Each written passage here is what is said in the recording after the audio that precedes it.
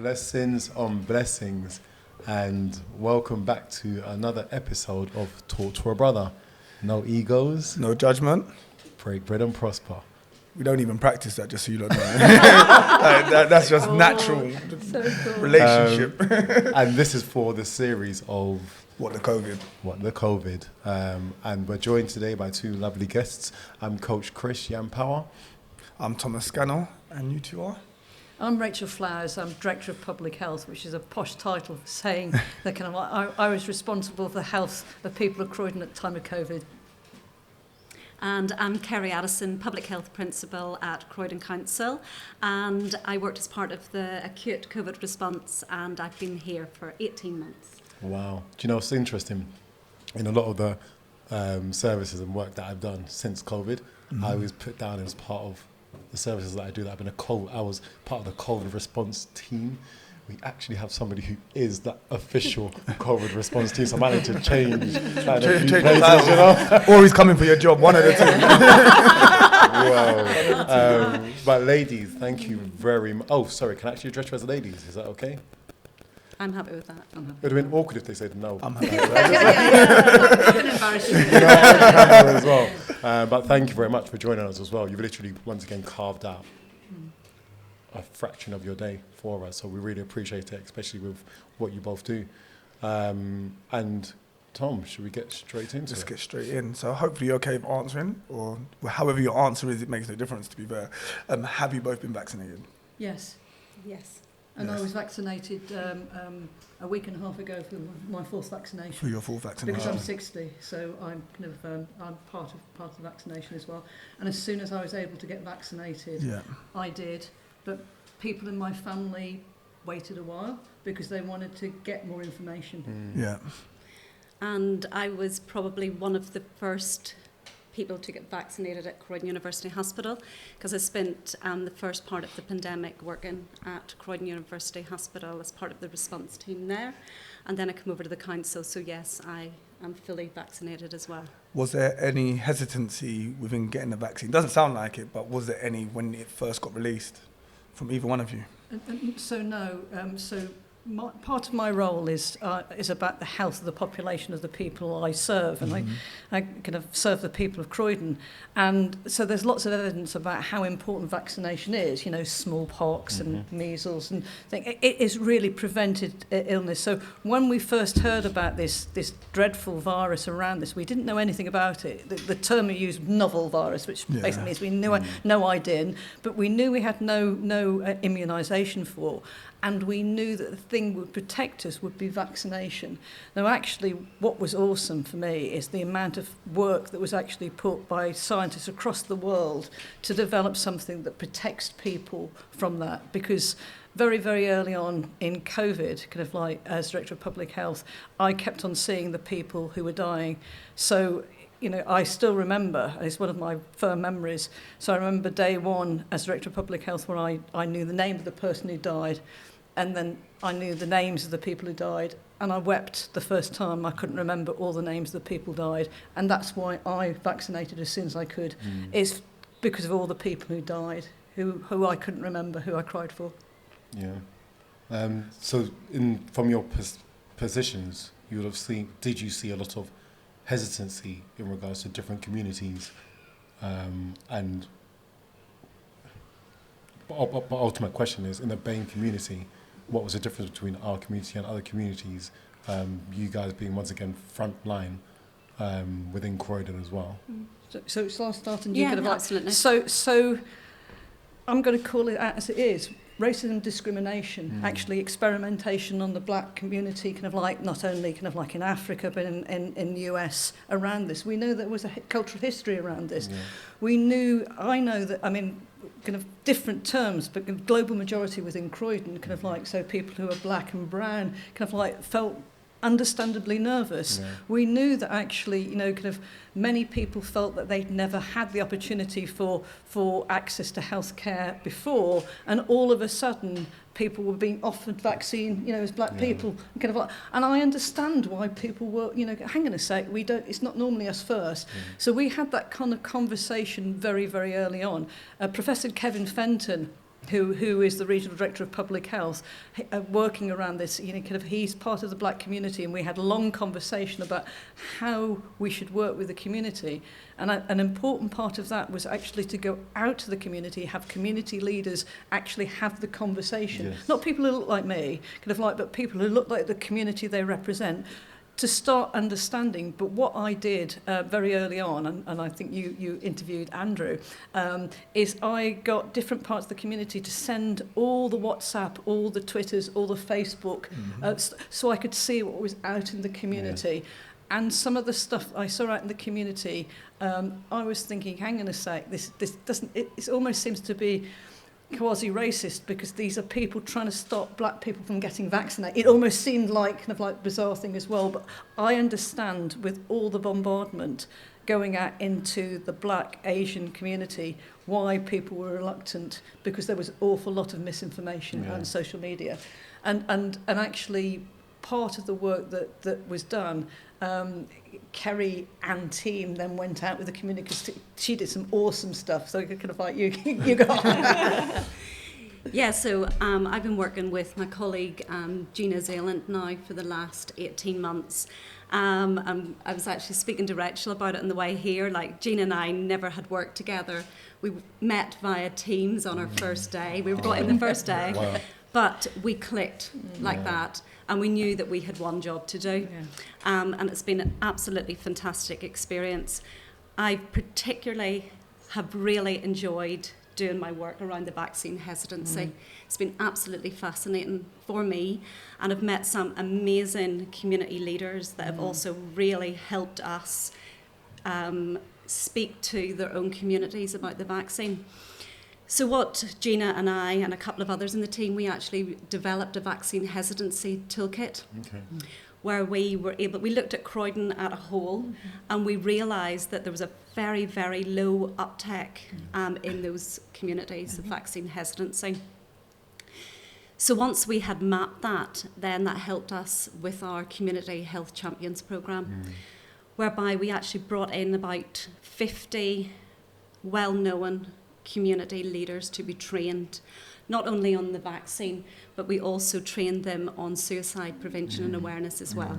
The mental health. The mental health, because we thought that, yes, the COVID vaccinations is important in those areas, but at the end of the day, the impact when it comes to mental health. Now, Gina and I developed quite a simple but very effective presentation, which we delivered to these 50 community health champions.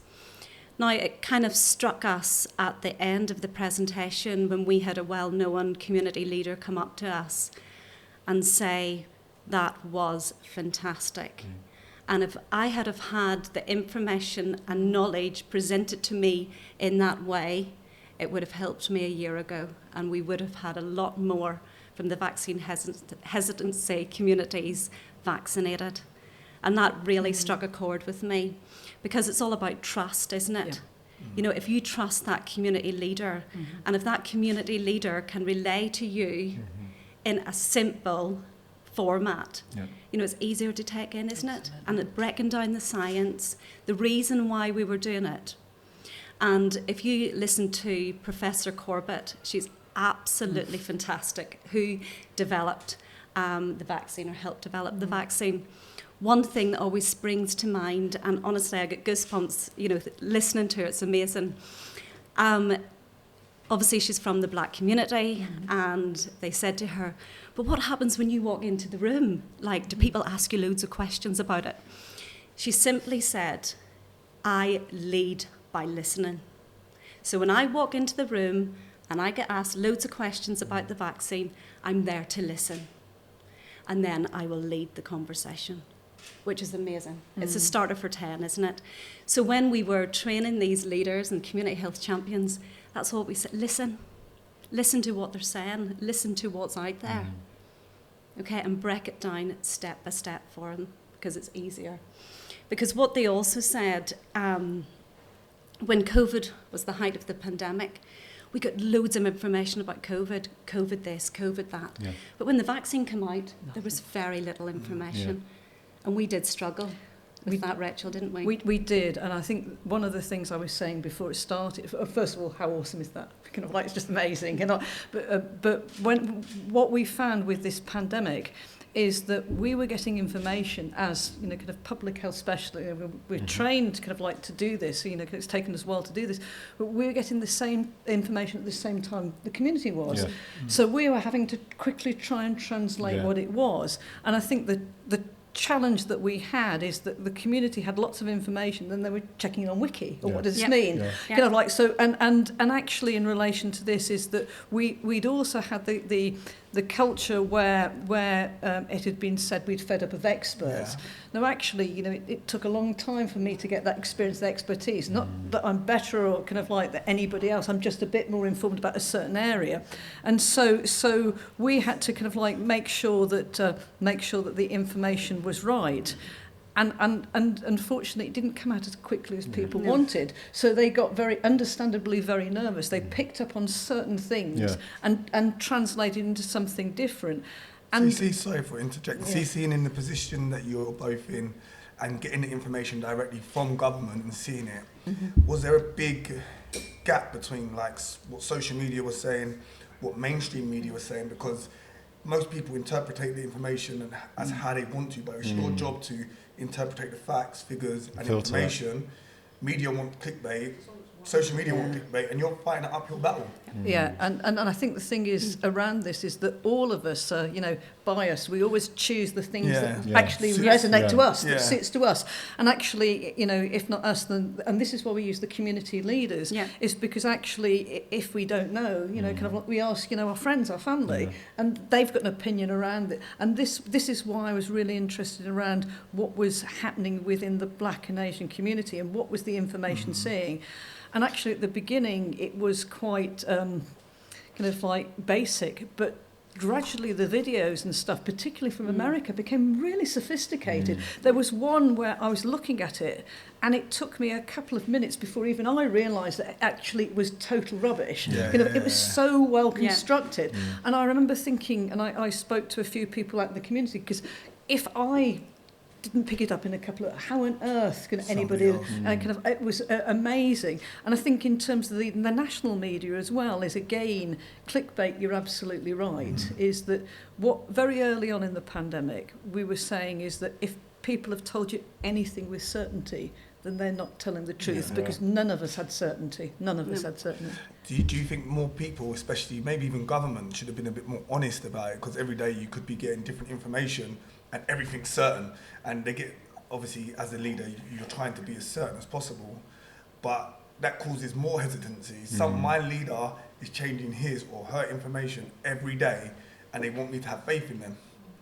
Like, you've been honest, and I think you're probably honest over the time and we're willing to talk to people, but and frontline as well. And the front line. But if you've got people on national TV coming out and addressing the public, and it's like, today we're going to do this, we'll be out of lockdown in 3 weeks, 3 weeks happens, 6 months. It's like, you're moving the goalposts. And in my relationship at home, if she moves the goalposts, this relationship might not work. But then that depends on the agenda and the whatever that government leader is prioritising. Obviously, the ladies, like I said, they were on the front line themselves, doing like being within the communities that they're actually serving, and that's what differentiates different types of leadership.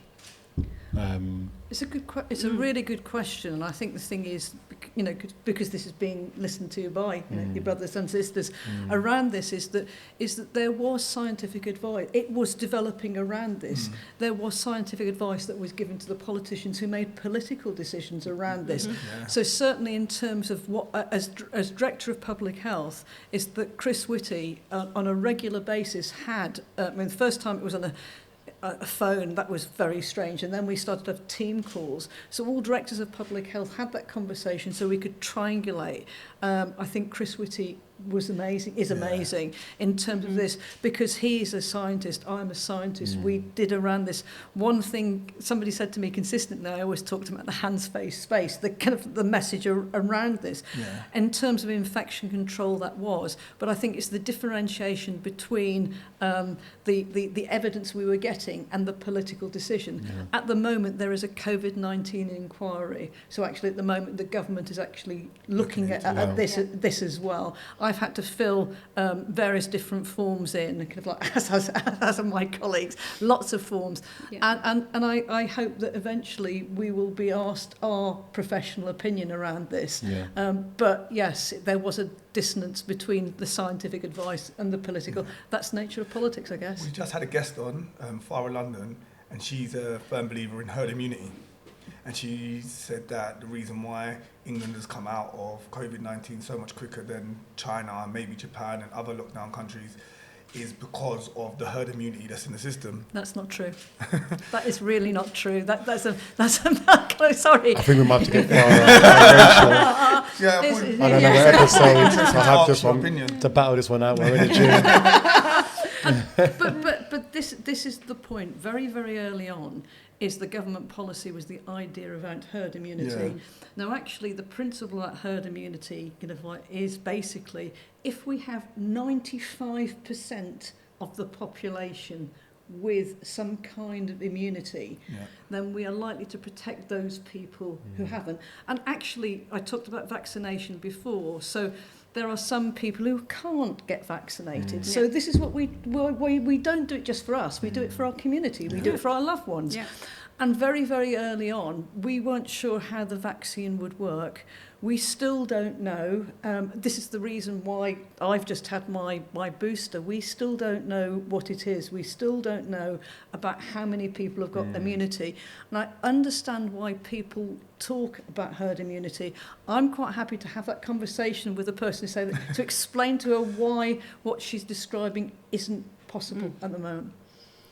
But I think as well, like we're now going into the first winter with no restrictions. So I think now is the best time to get vaccinated for both COVID-19 and your flu vaccine as well. You know, if you're invited for both, please take up the offer. If your family members or friends have been invited, please take up the offer. It's interesting because I'm looking at it from a perspective of a parent as well. So my daughter's school, primary school, have recently rolled out the flu vaccine, and they're asking, do you want to do it? And everything you described about that lack of trust because of what's happened historically, what's happening now. And Pfizer just coming out a couple of weeks back saying that they were doing, that the way that they were testing was unethical and potentially unnecessary. You've mentioned Matt Hancock, he's now in the bloody jungle. in the jungle, like begging for forgiveness in his own humorous, the way he may see it, way, which is quite irresponsible. But we're at a stage now where there's still so much hesitancy. Who do you listen to? Who do you follow? If our leaders are openly saying, look, I was just making up as I went along. I didn't even follow the rules and the laws I was making. And you're hearing that now on whether you follow social media or not. And you're seeing the actual companies, like I said, Pfizer, who else bigger, come out and actually openly say, actually, guys, you didn't have to do what you were told. The crazy thing about Pfizer, they regularly fine anyway. They don't have like the biggest fine ever in the history of fines, isn't it? Like £200 million or dollars, whatever they fine in. And when Chris is saying about trust, we have to trust these organisations that get fined regularly. Google got fined the other day for like £280 million, and we still trust them with our privacy. So the trust barrier is there. I know it's not your two's problem, but we want to know how we can heal the problem. No. Where do we go to heal the problem with trust with these organisations that fail us continuously? It's a brilliant question. I think it is complicated with the pharmaceuticals around there because you're right, they're big, they profit make, they have exploited, and kind of like really bad practice, particularly within the black community. We know that around this. However, I'm a public health specialist, and actually in relation to this, I mean, I talked about the people who died from COVID, I talked about the people who had and actually within the black community who were worried about this, is I saw more people in the black community die, kind of like, I have seen more people in the black and Asian community with long COVID because they didn't. And actually, I had the conversation kind of like after listening to what people were saying, say, well, in 10 years' time, I might be, I said, well, you might not be alive in 10 years' time. And I think that it is about looking at the illness protection. I mean, it's an interesting dynamic in terms of ethics, and this is why we want the community to have the conversation. But anybody who's had COVID, kind of like really bad COVID, anybody who's had flu, And flu, we always used to describe, if there was £1 million at the bottom of the bed, you wouldn't care, you wouldn't be able to move. And COVID now, it's about breathing. It's about trying to, as Kerry was saying, the science.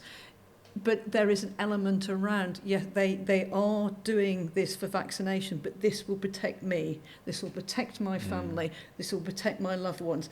But there is always a friction. You say about Google, they've got all our data. You're kind of we know that. It's just go off grid. I keep saying strawman, let's go off grid. It's very interesting to hear it from both your perspectives.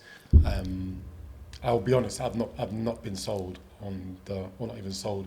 I've not really taken up on the whole idea of the vaccination, and that's once again coming from my family. When I have gone down the route, and I've got family with high risk health conditions, and I've seen my family on both sides. Some of them who have taken the vaccine literally break down and say to me, "Chris, I only took it because I felt pressure to do it. I felt I couldn't go to work. I felt I couldn't actually come home because my wife or my husband wouldn't accept me not being in home." There was so much even emotional and mental pressure put on.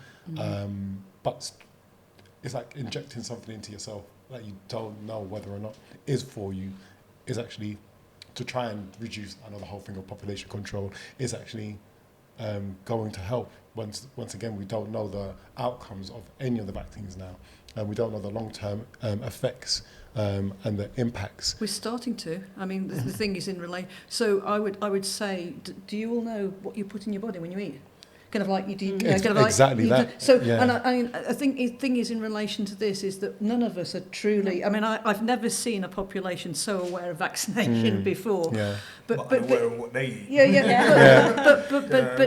But equally, and equally in relation to this is that so the frontline clinicians around this. Kind of like who had people begging them to be vaccinated while they were dying, and it was too late. So, and I think that this is the dilemma. It is awful that people felt pressurised, but equally, quite early on within the black population, particularly, is that we know that actually they were frontline. They were working in taxis. They were working around this. They were more exposed. People within large multi-generational families were crowded around this. So we know that actually within the community they were disproportionately impacted, and it was a real mixture. And this is why I got brilliant people like Kerry to go out, because I wanted the community to have that conversation about why it is important. Now, you're a young man, you're a healthy man, kind of like. So actually, the idea of I'm just saying, you're going to get a hoodie. But this is part of the problem around this is that actually a vaccination for young people anyway. Why do I need that? I'm healthy, I'm fit, and that is the point. And actually, for me, it's not just that you're doing for the people you love, the people you care for your community, for your aunts, your uncles, your grandma, and your granddad. That's one of the points I'd actually say. I would say I lost more family who had actually taken the vaccine than not, personally, and there was a whole element around the whole ventilator. Was it the ventilation? The ventilators as well, which I don't know if we even talk about that anymore, of how effective or ineffective those were, or if they were necessary. And this is me just asking questions like I still don't know to date. Neither of us here are anti-vaccine or sort of, or anti-anything. But like you say, it's actually about awareness. It's actually about research. It's actually about understanding something. And you asked a great question, even about what we eat. Tom knows, like anyone that knows me, I'm one of the most conscious guys about what we put into our body. Our bodies should be our temples. And even around awareness, we are now coming into an age where people are a lot more conscious about even like the toothpaste that we're using in the morning. Yeah, what's crazy though, even though, like what you're saying there, Chris, even though you say you're probably very conscious, you still don't know because you still buy it from a shop. It's true, exactly. Look, pesticides and everything. You don't know what ingredients they use. That's Kerry vegan right there, bro. Tea bags that you're using, everything. So even though like the injection, like when we go into hospital, regardless, I'm going to get an anaesthetic. I don't know what's in anaesthetic. I don't know what's in anything that I go into I had aspirin the other day because I wasn't feeling too well. I don't know what's in that. I don't know what's been added in. So, bro, that's if you have the aspirin. If you go to the doctor, if you go to your GP. No, but that's if you do. But at some point, you're following Dr. Seba's diet. Some sort of medication or some sort of, even if you've herbal remedies. Did you grow that herb yourself? I think this is it. Because if you didn't, Well, bro. then you don't have a clue. But bro, this is even if you are growing your own herbs, herbs, vegetables, an allotment or whatever, pesticides. Yeah, no weed. You He's could not exactly. talking about weed. Somebody has to produce the seeds. Oh, somebody has to seeds, produce bro, the say it out seeds. loud. Say it proud. I'm just trying to let you. Are you? Because I was going to say, like, people take ibuprofen and they talk about side effects of vaccines, etc. But people take ibuprofen, paracetamol on a daily basis. Do you actually read the small print? Do you look at the side effects? Exactly. And ibuprofen's actually really bad for Agreed. your stomach. Get your you know, CMOS. so- Like, literally. And Did you grow the CMOS yourself?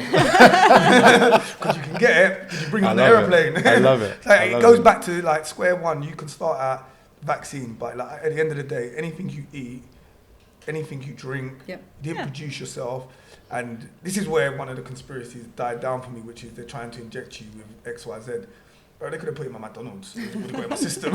They could have put it in anything they wanted to. Because obviously 5G came into that as well, and Yeah. everything. We had a lot of Time. 5G. to be fair, 5G's always been in this, but even before this, I've had lots of conversations in terms of 5G, and I think that is, you know, kind of like in terms of how we understand about our bodies, is that for me it was fascinating. First time in my career, I had a whole load of people who knew an awful lot what was in a vaccination.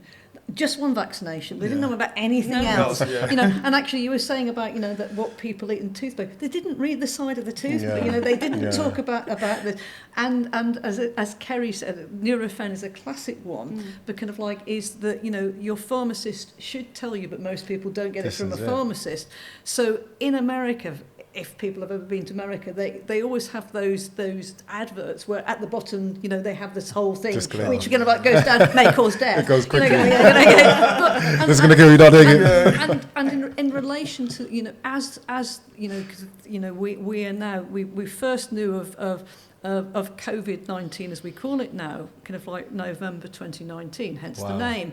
The vaccination was tested kind of early on. So the vaccination, we've now had 2.5 years of around this globally. Wuhan We've got testing. a good, but people volunteered and it's crossed the world. We've now got a much better idea in terms of what the side effects are. In fact, people who were taking this as part of the test, but people who had it normally were encouraged, if they got any kind of side effect, to actually feed it back in, because this is how medicine is developed Yeah. in relation to this. But I think the thing is that you're right. We still don't know, you know, the long term, because, you know, kind of it is, you know, still early. Yeah. I do want to say something, because you said about, you know, losing people who were vaccinated. My condolences. I'm so sorry. But actually, in relation to this, is that that won't have been around the COVID. You know, it might. They were pre-existent, so in each one. The underlying underlying health conditions. And we know that there were some people who had underlying health conditions who, even if they had vaccination, would actually be significantly more likely to be very ill and then die. And unfortunately, there were a disproportionately large number of people within the Black and the Asian community. Some of it is because there are some parts of the community that disposed to health conditions, but it links back into the racism, the discrimination, the poverty, all the other factors as well, which is why we saw a larger number of people within the Black Asian community be ill and die. It's complicated. Can I say one thing? You see, when you're saying about obviously everyone's perspective on it, but I feel like for me, it was more like forced on rather than given a choice. See, like when we're putting food in our body and stuff like that, we're choosing to put this in our body, or choosing to eat that, or choosing to take ibuprofen, which I don't do, or choosing to have aspirin. But I think it's like when you feel like your choice is being taken away from you, that's when you want to be like, why is my choice being taken away from me? Like, I feel like every time when they spoke about the vaccine, there's certain things, jobs and stuff like I kept hearing, like, well, you have to have it if you want to do this, you have to Go have into a it if you wanna supermarket, Yeah. go on public transport. Yeah, you have to do. And it's like, when you're telling me I have to do something, I've always been that rebel. You can't tell me. You need to explain to me why. And that's what I think was missing. Manipulated. Yeah, and I think it's a really, really good point. Now, I'm a population health specialist, so kind of I don't deal with people, I deal with whole populations around this. And actually what I was seeing thousands of people dying. Thousands of people dying, you know, kind of like, you know, we had lots of people die within Croydon as well. And actually in relation to this, so many of us kind of wanted to make sure people had informed choice. I think that the idea of actually having compulsory vaccination was a bad idea. It wasn't something that I would push to. In fact, anybody who's seen me talk about that, I didn't talk about compulsory, I don't think it was helpful, because it allows people to do that. But I think that now we're looking back with 2 years, is that actually it's easy to kind of like say, oh, well, kind of like, you don't know, kind of like, it wasn't about personal choice. I just wanted people to stop dying. That's all. I just wanted people to, and actually the reason we went out to the community is because the community, I mean, I love Croydon, kind of like love the people, and the people I loved around this, they were so concerned around all the other stuff that they were making a choice, and I get that, and you know, I spoke to a lot of pro-vaxxers around this, and but it was killing them. Kind of like it was killing, and I think the thing is, in the nature of pandemic makes it a difficult, because now looking back, you're right. I absolutely get that. And if I was doing this now, you're right to turn around and say, Rachel, what the hell are you doing? It's a difficult one. It did feel like that was your opportunity to escape the reality that we were in lockdown, because it wasn't only COVID, it wasn't the vaccine, it was lockdown as well. Global lockdown, and a lot of people were now faced with realities they didn't want to face. I wanted there was a conversation that I was in which kind of took me away from that equation, where somebody said, look, I'll take a vaccine up my arse just to get back to what I consider normal, but like normal actually is, and normal is an escapism from a relationship they don't want to be in. Sometimes that's with their partners at home, or even with themselves. Employment. Schooling. Big time. So their normal was getting away from being locked with a person that they don't want to be. Well, I was just going to say there, you know, as part of this, we were involved obviously with the lateral flow testing. We had agile sites, then we moved to like mobile sites where we were able to travel around the community and offer free lateral flow testings to those communities that wouldn't have been able to get access to them. And then at the end of that, we didn't want our mobile vans to go back, so we actually proposed that we turn these testing vans into vaccination vans, where we would have an engagement team, and we linked up with the NHS to provide vaccinators, and we were able to then map out, using our vaccine hesitancy toolkit, and map out where we would actually take the van to. So it allowed those communities to come out, speak to the engagement team, speak to clinicians, and 9 times out of 10, they would have walked away with the information because the teams took time to speak to each person individually. They come back later on for their vaccination, which was absolutely fascinating. So something just even on what you're saying now, like I wanted to ask a bit earlier, and I'm conscious of time, as your ladies' precious time, so we can make it one of the last questions. Is there an alternative to getting the vaccine? No. At this moment, no, is kind of like, because we're still early on in relation to this. I mean, the reason I've stayed so long is because it's brilliant to be asked these questions, because it's the first time I've been asked these kind of questions. Oh, you're welcome. Kind of like, and people trying to understand what we were doing as in a relaxed format. You're so nice, all of you. But kind of but understanding kind of like the pressure that we were under as well, and actually because vaccination kind of like, there's a reason we don't have smallpox in this world anymore. Jenna did this around this. Jenna at the time, there are people who were anti-vaxxers then. You can see the whole thing around this, but we no longer have smallpox in this world. It was one of the first creations of vaccine, wasn't it? And I think that's the point, is that as we move forward, we don't think it's going to be the same thing. We don't think it's going to be a one-off jab and that's it.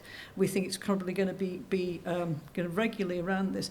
But this is why now we're relaxed, so we can start thinking about the proper conversation. Actually, to me, across London, we are now having the conversation about the racism, discrimination and access to healthcare service that we should have had a long time ago, but we're having now. We're having the conversation around mental health, and you talked about lockdown, and I think that's an important thing, because COVID wasn't just about anti-vaxxing or vaxxing or being ill with COVID. We saw an increased number of people experiencing domestic violence at home. Kind of like we saw homeschooled. Thank goodness my children are grown up. But for Yeah. those, so we saw that those children had to be homeschooled, who hadn't got room within their houses. So we are now seeing children coming back who've been delayed, kind of like around. So the knock-on effect that we're actually seeing around this, we're still learning the mental health, the anxiety. I mean, we talked about local business, and I was locked in basically my room for a very long time. But when I came back into Croydon, I went round to see whether my favourite places were still there. And we've all done that, haven't we? And some of them aren't. They didn't survive the pandemic. And I keep on thinking about those people, those local businesses around this as well. So the thing is, it's not just about this. I believe is that when we were looking at COVID, we looked at 1918, the flu. They called it the Spanish flu. Yeah, I remember. We've lived in a part of history where 100 years' time, where our kids and our kids' kids are around, they'll be reading around this. Mm-hmm. And I just wanted to say, although we had challenge around this, I've never been so proud about working with Croydon. People of Croydon were awesome. That's Yeah. an interesting perspective. I would actually Very say, interesting. from what I've heard about you two and the work you've done, surprised because I didn't know it was taking place. Thank you very much for doing it. And thank you very much for being open and honest with the conversation as well. Like, massively. you're not trying to force an agenda. This is what the stats say, this is what the facts say, and this is how I feel. So that makes sense.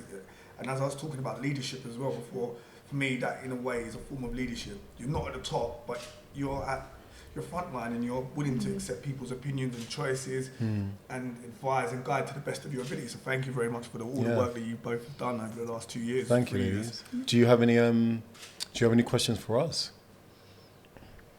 Loads, but kind of like is I'm going to say is that can I be invited to come here again and not talk about COVID, but talk about I'd love to talk about mental health. I'd love to talk around why. I'd love to do this, but I like you asking questions. It's really helping my learning too. So can I be invited back, please? Absolutely, cool. Absolutely. Thank you. And what do we see for the future? In what respect? I'm asking the I was ladies. going to say, Tom, that was a proposal. I was going to get on one knee just for Tom. I was there, bro. There's a special brother moment there, wasn't it? Bromance 2.0. Ladies, what do you see in regards to, once again, from your perspective of your industries? What do you see for the future in regards to vaccine within our community? I know I talk a lot because I'm very passionate about this, is that I'd like to think that the community start to understand the value of it, kind of start to realise that there is it's an important protection and feel more confident to consider taking it. I don't think it needs to be a consideration as part of this, but actually more importantly in terms of kind of like the vaccination and communities who were anxious, I think the important part is that we've now finally got the conversation in Croydon, in southwest London and London around racism and discrimination in health services. We are now talking about stuff kind of like, people like me with no lived experience are articulating the fact that actually racism and discrimination is down there and what are we going to do about this? And actually that to me kind of like is an important part of this. In terms of COVID and that, we've got another winter, we've got flu, as Kerry said, around this. We just don't know. At the moment, I am still keeping an eye on the figures around this. It doesn't seem to be happening like it did in the other waves, thankfully, but we don't know why. We're still looking at that. So in terms of my day job, is that we use the word surveillance, but just basically looking at the figures. I'm looking to see, what's happening around. And I'll be honest, until we get to Easter next year, I won't feel comfortable either. When it comes to April, we can relax a little bit. Because we're kind of always on edge, aren't we? Totally. And any time that I see an email from Rachel, it's like, oh no, it's her again. I hope you both have like counsellors and therapists yourselves. Like seriously. I know, because in March, I think it was the 18th of March, I was called to the hospital by my boss at the time. And I was thinking, oh, right, I'll do this for 2 weeks. Nearly 3 years. Wow. Nearly 3 years now. Yeah. But it has been absolutely a fantastic experience, something that I will cherish really for the rest of my life, and be able to pass on and speak to my grandchildren hopefully about. And yeah, it has been something else. We played our part. Yeah, brilliant. Thank you very much. Thank you very much, ladies. You're Thank you very very much. welcome. Thank Thank you. It's great. Thank you. Yeah.